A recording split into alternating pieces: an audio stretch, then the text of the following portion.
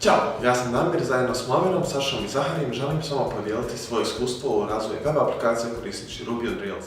Ruby je objektno-orijentisani programski jezik dizajniran da učini programiranje sretnima. Svoj nagli skok u popularnosti doživio je pojavom Ruby on Rails frameworka za razvoj web aplikacija. Ovaj framework je omogućio nešto dotad neviđeno. Razvoj web aplikacije jednostavne blog platforme za manje od 15 minuta.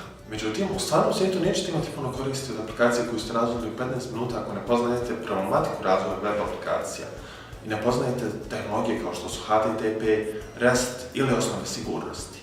Također, sam razvoj aplikacije je tek početak jedne duge priče jednog projekta.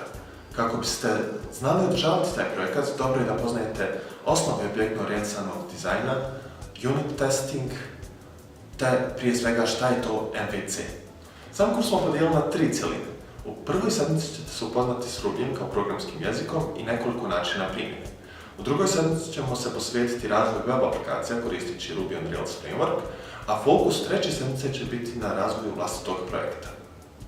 Ako imate ideju za vlastitu web aplikaciju ili tražite posao u firmi koja traži Ruby on Rails programere, onda pokupite svoj laptop i dođite na ovaj kurs.